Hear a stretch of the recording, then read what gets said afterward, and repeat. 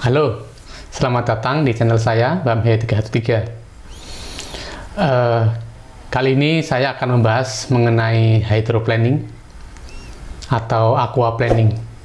Mungkin sebagian Sobat B tidak asing dengan kata-kata ini, ya, bahwa hydroplanning atau aquaplaning merupakan salah satu penyebab kecelakaan, terutama jika Sobat B sedang berkendara ketika waktu hujan.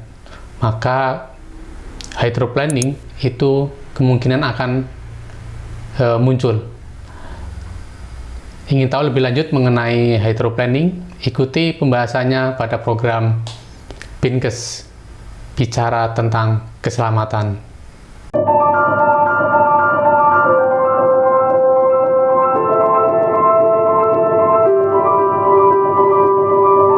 Hydroplanning merupakan salah satu penyebab kecelakaan, ya. Nama lainnya adalah aquaplaning. Sobat B, mari kita mulai pembahasannya, ya, mengenai hydroplanning. Yang pertama adalah mengenai definisi dari hydroplanning atau aquaplaning adalah suatu kondisi ban, ya, mobil yang kehilangan traksi pada permukaan jalan ketika kendaraan itu melintasi genangan air yang ada di permukaan jalan. Jadi syarat munculnya hydroplanning atau aquaplaning itu adalah adanya air atau genangan air, itu ya. Meskipun sebenarnya bukan hanya air, itu ya, minyak atau oli juga bisa seperti itu. Tapi di sini kita akan fokus ke air, itu ya. Kemudian ada istilah traksi, itu ya, nanti juga kita akan bahas. Jadi ada genangan air, kemudian ada traksi juga di situ. Nah, sebelum kita ke pembahasan traksi, maka Sobat B harus tahu dulu jenis-jenis gerak pada roda, itu ya. Yang pertama itu adalah rotasi, itu ya, atau berputar.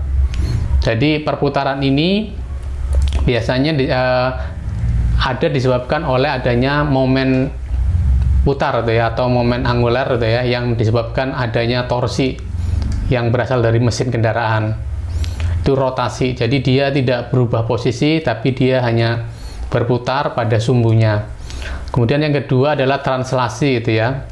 Jadi dia berpindah, itu ya, movement, ya, mengalami perpindahan koordinat seperti itu. Jadi dia perpindahan ini itu disebabkan oleh adanya gaya dorong, gitu ya. Gaya dorong dan gaya geseknya itu kurang dari gaya dorong, sehingga terjadilah namanya translasi. Kalau gaya dorong kurang dari gaya gesek, gitu ya, maka tidak akan terjadi pergerakan translasi ini. Kemudian yang ketiga itu adalah rotasi dan translasi. Jadi merupakan gabungan dari keduanya, gitu ya. Selain dia berotasi pada sumbunya, maka roda ini juga berputar. Seperti itu. Nah, di sini pergerakan ini itu disebabkan oleh adanya traksi, gitu ya. Apa itu traksi? Kita lihat traksi itu ada dua definisinya, yang merah dan yang biru, gitu ya. Saya akan bacakan yang biru dulu. Traksi adalah gaya tangensial, gitu ya, yang ditransmisikan secara melintang terhadap dua permukaan melalui gesekan. Gaya tangensial yang ditransmisikan. Tadi sudah saya sebutkan bahwa kenapa roda itu berputar, itu karena adanya momen angular, gitu ya, atau momen putar. Nah, momen ini muncul karena adanya torsi yang dihasilkan oleh mesin dari kendaraan.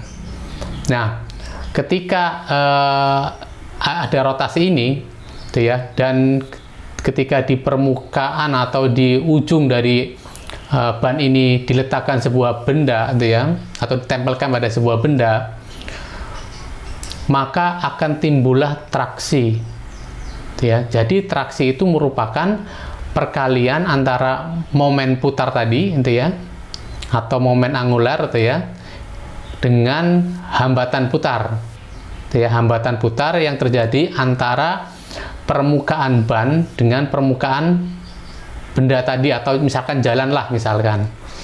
Nah, seperti itu. Nah, nilai traksi itu bervariasi gitu ya. Kalau nilai traksi itu kurang dari gaya gesek, gitu ya. Gaya gesek itu adalah mu s, gitu ya, atau koefisien gesek statis dikali dengan gaya normal. Gaya normal itu merupakan reaksi dari adanya berat, gitu ya. Nilainya juga sama dengan berat. Jadi traksi ini kalau kurang dari gaya gesek, gitu ya, maka roda ini akan melakukan rotasi dan translasi, ya. Tapi ya kan, ketika nilai traksi itu ya melebihi ini gaya gesek, maka akan terjadilah slip, ya. Slip itu artinya dia berotasi tapi tidak translasi, itu ya.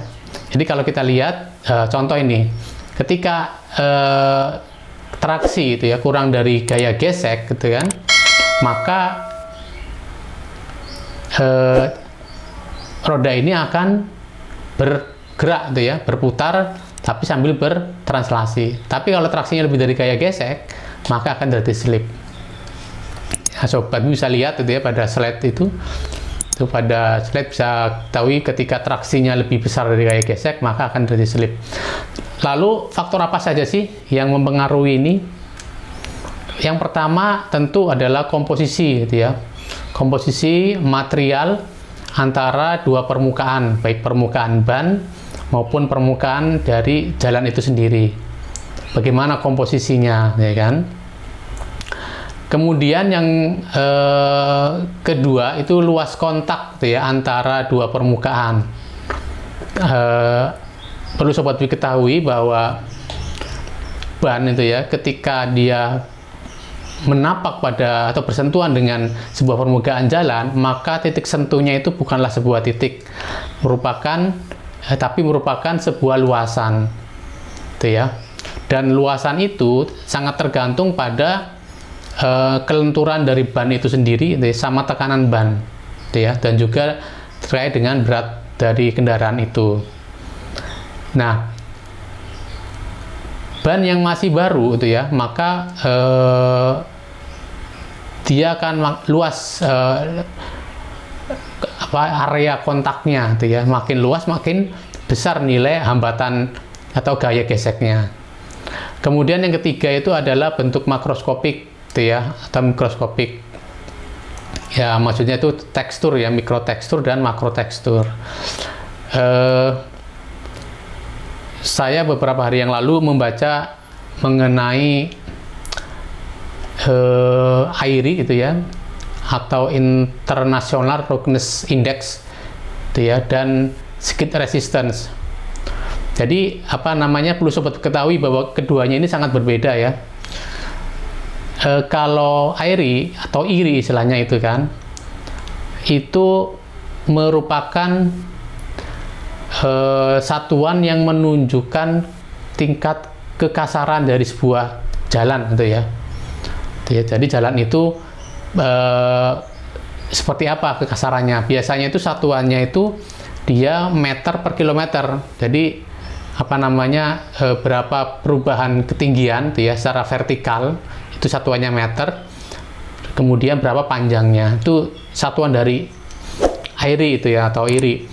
Nah, perlu saya ketahui juga bahwa AIRI ini tidak berhubungan langsung dengan apa namanya, dengan traksi, tapi dia lebih pada kenyamanan, gitu ya, kenyamanan pengguna jalan.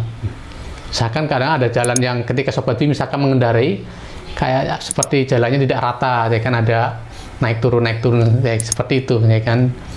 Apalagi ketika ada lubang, misalkan lubang jalan, ya kan, itu juga seperti itu. Kemudian kedua adalah skid resistance, gitu ya. Nah, skid resistance itu sangat dipengaruhi oleh makrotekstur dan mikrotekstur.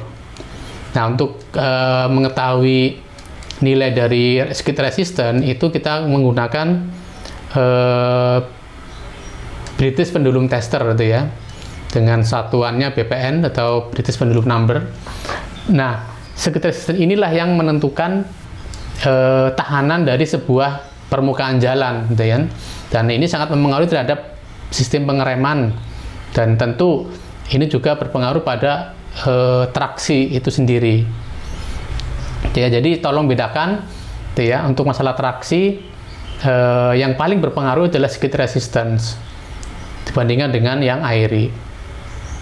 Memang airy itu bisa berpengaruh gitu ya, tapi tidak langsung. Jadi gini, ketika kendaraan itu melaju ya kan, melaju dalam kondisi airy yang buruk misalkan, maka jalan roda itu terkadang tidak napak terus terhadap jalan. Karena apa? Adanya perbedaan ketinggian tadi ya kan. Nah, itu juga berbahaya ya kan, berbahaya. Tapi ketika sudah menyentuh atau menapak pada jalan, maka yang mempengaruhi itu adalah skid resistance. Ya, nanti ya mungkin akan saya bahas juga mengenai skid resistance dan airy ya. Bukan di video ini, karena fokus dari video ini kan kita bahas hydroplaning ya. Kemudian selain bentuk mikroskopik dan makro ya kan, yang berikutnya adalah gaya normal. Gaya normal tentu tadi saya sudah ada di sebelumnya terkait dengan berat kendaraan. Ya, makin berat kendaraan, gaya normal juga makin berat. Seperti itu, karena gaya normal dengan berat itu akan sama untuk jalan yang horizontal ya. Karena apa? Itu merupakan aksi dan reaksi sesuai dengan hukum Newton yang ketiga. Kemudian yang kelima, adanya kontaminasi. Nah, maksudnya ada lapisan di atasnya. Tadi misalkan ada air di atasnya, ada minyak ya kan, ada oli itu kan. Itu juga sangat mempengaruhi nilai dari gaya gesek gitu ya, dan juga nilai dari traksi itu sendiri. Nah, kemudian kecepatan gitu ya, kecepatan antara dua permukaan. Jadi makin tinggi kecepatan, gaya geseknya makin rendah, makin turun. Dan perlu sobat ketahui juga bahwa koefisien gesek statis dan kinetis itu nilainya itu lebih besar koefisien gesek dari statis. Sehingga ya kan, gaya gesek untuk yang kinetis tentu ya lebih kecil daripada gaya gesek yang statis. Makin besar speednya ya kan, maka gaya geseknya makin turun. Ya, jadi gerak relatif atau kecepatan kendaraan itu juga sangat berpengaruh pada nilai gaya gesek itu sendiri. Nah, kemudian kapan hydroplaning itu akan muncul, tuh ya? Tentu yang pertama ketika ada genangan dong, ya kan? Ketika ada genangan air pasti dia akan muncul, nih kan? Tanpa ada genangan nggak akan muncul hydroplaning. Kemudian kecepatan yang tinggi. Nah, saya menemukan sebuah hubungan antara kecepatan kendaraan, tuh ya, dan tekanan ban, ya, supaya tidak terjadi hydroplaning. Jadi di sini bahwa kecepatan maksimum, tuh ya, adalah 10,35 dikali dengan akar dari tekanan ban itu sendiri. Ya, inilah kecepatan maksimum di mana tidak akan terjadi hydroplaning, di mana kecepatannya dalam mil per hour, ya kan, kemudian P-nya dalam satuan PSI. Kemudian tapak ban, tuh ya, tapak ban yang sudah aus, tuh ya, misalkan karena usia atau mungkin alur bannya sudah mulai menipis, tuh ya, itu juga sangat mempengaruhi, itu ya, terhadap munculnya hydroplaning. Kemudian yang keempat adalah komposisi cairan, tuh ya. Jadi makin kental cairan yang melapisi itu makin besar kemungkinan adanya hydroplaning. Misalkan oli, ya kan, dengan air. Nah, kalau oli itu nggak perlu genangan, ya kan, lapisan oli aja itu yang membuat jalan terlihat atau dilapisi sama oli, ya kan, maka itu sudah muncul hydroplaning. Tapi kalau air karena dia lebih encer, ya kan, maka dia harus ada genangan dulu, ya kan. Kemudian yang berikutnya adalah tekstur permukaan jalan yang halus, tuh ya. Jadi saya katakan skid resistant, gitu ya, bukan dengan airy, gitu ya, karena airy itu tidak ada hubungannya dengan permukaan yang halus maupun kasar. Tapi dia perubahan ketinggian aja, ketinggian permukaan, tuh ya, seperti itu. Jadi yang sangat berpengaruh adalah skid resistant terhadap kemungkinan munculnya hydroplaning. Berikutnya, seberapa berbahayakah hydroplaning? Itu ya, kita akan lihat seberapa berbahayanya ketika hydroplaning itu muncul atau akibatnya apa. Pertama, kita harus tahu dulu tuh ya, bahwa seorang pengemudi tuh ya, dia harus mampu mengendalikan momentum. Tuh ya, saya sudah jelaskan pada video mengenai energi kinetik bahwa yang menyebabkan kecelakaan itu merupakan momentum, bukan energi kinetik. Sedangkan energi kinetik nanti berdampak pada akibat dari kecelakaan. Jadi seorang pengemudi itu yang harus dilakukan adalah dia mengendalikan momentum. Ada dua cara mengendalikan momentum. Yang pertama mengarahkan, gitu ya. Momentum itu bisa diarahkan, bisa dibelok kiri, belok kanan dan sebagainya. Arah momentum, gitu ya. Defaultnya itu adalah lurus, gitu ya, ke depan. Kemudian ketika seorang pengemudi menjalankan kemudinya, misalkan belok kiri, gitu kan, maka arah kendaraan juga akan berbelok mengikuti arah dari ban itu sendiri, dan momentum akan bergeser. Nah, pergeseran momentum ini dari arah yang awal dengan arah yang terakhir itu ada gaya resultan, ya, atau yang sering disebut dengan gaya sentripetal, ya. Jadi kalau sobat B misalnya mengendari terus berbelok kendaraannya, kita seolah-olah seperti terlempar, gitu ya. Kalau beloknya ke kiri, terlempar ke kanan. Kalau beloknya ke kanan, kita seperti terlempar ke kiri. Itu merupakan resultan gaya, gitu kan, dari momentum awal sama yang terakhir arah kendaraan, gitu ya, atau sering dikenali dengan sentripetal seperti itu. Itu yang pertama mengarahkan. Jadi kita arahkan, gitu ya, momentum itu sesuai dengan keperluan. Kemudian yang berikutnya adalah menghambat, gitu ya. Nah, menghambat momentum itu bisa kita hambat dengan apa? Ya dengan gaya lagi, ya kan, dengan perlawanan. Biasanya dengan cara mengerem, gitu ya, mengerem. Yang kedua adalah dengan cara menggunakan tanjakan. Biasanya apa istilahnya, kan ada jalur penyelamat tuh yang nanjak itu dengan gravitasi, intinya itu menghambat dengan gravitasi juga bisa. Ketika jalannya nanjak, maka momentum otomatis dia akan turun, ya kan, akan berkurang karena speednya juga akan turun. Nah, kalau seorang pengemudi itu mampu mengendalikan ini, ya kan, maka dia akan terlepas dari kecelakaan. Namun, ya kan, jika seorang pengemudi dia gagal, ya kan, terutama ketika munculnya hydroplaning, gitu ya, ketika ada genangan air di permukaan jalan, maka seorang pengemudi akan gagal mengarahkan.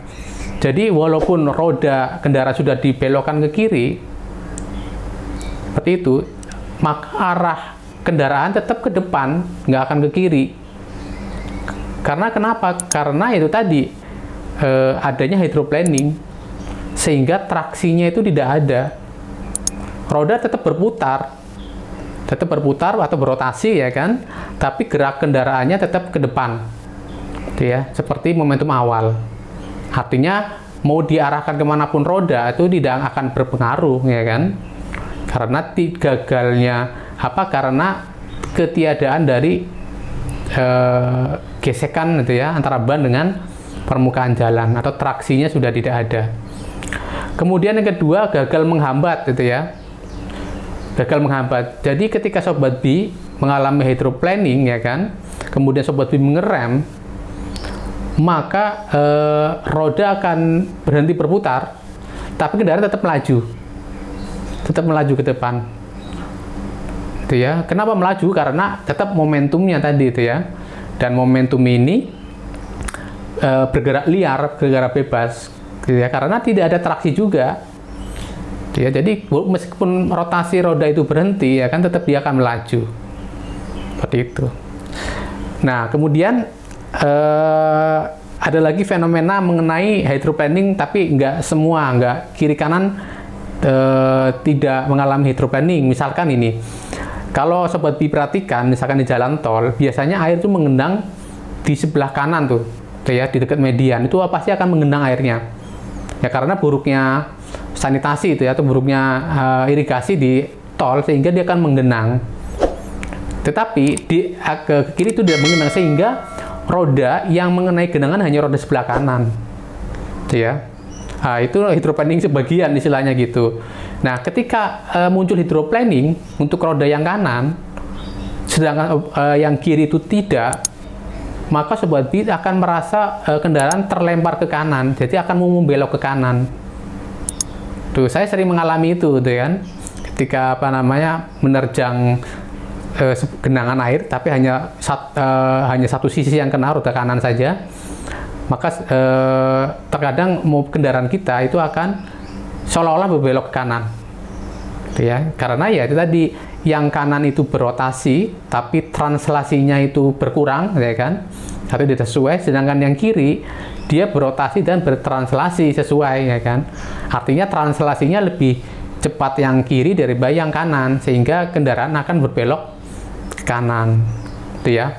Itu berbahaya. Ya, jika mengalami seperti itu, maka kemungkinan kecelakaan jalan akan muncul. Ya. Nah, bagaimana keparahannya ya tergantung tadi energi kinetik yang dibawa seberapa besar, ya kan? Itu akan mempengaruhi keparahannya. Yang jelas dengan adanya hydroplaning, maka kecelakaan itu akan muncul. Jika Sobat B gagal, gitu ya, gagal mengendalikan momentum. Tapi kalau Sobat B berhasil mengendalikan momentum, maka kecelakaan itu tidak akan muncul. Nah, bagaimana menghindari hydroplaning, gitu ya? Yang pertama, itu ya, speed Sobat B kurangi. Tadi sudah ada formulanya kan, bahwa speed maksimal itu sama dengan 10,35 dikali dengan akar tekanan ban. Ya, tekanan ban dalam PSI satuannya, kemudian kalau speednya dalam mil per hour, gitu ya. Jadi speednya dikurangi ketika terjadi genangan, turunkan speed, gitu ya. Kemudian hindari melewati genangan air, jelas itu ya, jangan lewat genangan, gitu ya. Kemudian matikan cruise control ya, kalau memang kendaraannya ada, ya kan. Karena ya cruise control kan dia menjaga speed, gitu ya. Jadi tidak usah menginjak pedal, ya kecepatan akan konstan, ya. Matikan kalau yang ada ya cruise controlnya. Kemudian cek tekanan angin, gitu ya. Cek tekanan angin, karena tekanan itu sangat penting sekali. Kalau dia tekanannya kurang, ya kan, maka speednya juga harus lebih turunkan juga, gitu ya. Kemudian kondisi ban, gitu ya. Tadi saya jelaskan bahwa ban yang baru dengan ban yang lama, maka tapaknya, gitu kan, atau luasan tapak ke permukaan jalan itu juga akan berbeda. Makin lama usia ban, maka tapaknya atau luasan tapak ban yang menempel di permukaan jalan itu makin mengecil. Yang kedua, mengenai alur bannya juga cek, ya kan. Kalau sudah di bawah kalau nggak salah 2 mili ya, 2 mili atau 1,6 mili ya, ada yang katakan 1,6, itu harus segera di replacement atau diganti seperti itu. Nah, kemudian bagaimana kalau ternyata Sobat B itu mengalami hydroplaning? Yang pertama ya jangan panik, ya kan, jangan panik. Kemudian jangan pernah menginjak pedal gas maupun rem, karena ya itu tadi, menginjak rem itu tidak ada artinya. Malah ketika misalkan keempat roda misalkan yang mengalami hydroplaning tidak semuanya, maka akan berbeda nanti menjadi liar kendaraannya. Kemudian gas juga jangan pernah menambah perputaran atau rotasi dari ban itu sendiri, karena juga akan berbahaya. Kemudian jangan memutar kemudi terlalu cepat, gitu ya. Jadi jangan belak-belok, jangan, ya kan. Usahakan pegang yang kuat, ya kan. Karena apa?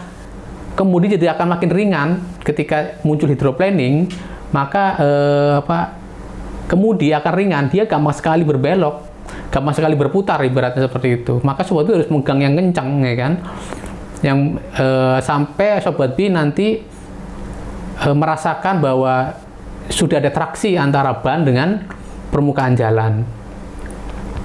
Nah, kemudian setelah sudah ada traksi atau Sobat B sudah merasakan kok kemudian sudah ada traksi, maka bisa mengerem, gitu ya, mengerem dengan perlahan, ya kan, dan juga bisa mengendalikan kemudinya. Oke, gitu saja Sobat B mengenai hydroplaning, gitu ya. sekali lagi kalau saya simpulkan bahwa hydroplaning itu bisa menyebabkan kecelakaan, gitu ya, karena menyebabkan pengemudi gagal dalam mengendalikan momentum. Kemudian yang kedua, bahwa yang berpengaruh ya kan pada traksi itu adalah skid resistance, gitu ya. Airi memang berpengaruh tapi tidak tidak sekuat dari skid resistance. Nah, airi itu nanti, atau iri itu ya, itu nanti ketika kendaraan dia bergerak dengan cepat, terutama karena dengan nilai iri yang jelek, tentu luas permukaan tapak ban juga akan bervariasi, gitu ya, dan itu menyebabkan turunnya gaya gesek antara ban dengan permukaan jalan, gitu ya. Jadi dengan gaya gesek yang lebih rendah daripada nilai traksinya, gitu ya, maka akan terjadi slip sehingga akan muncul kecelakaan. Begitu saja Sobat B, ya, pembahasan kali ini mengenai hydroplaning atau aquaplaning, dan semoga bermanfaat buat Sobat B. Jangan lupa selalu menjaga keselamatan dalam berkendara. See you.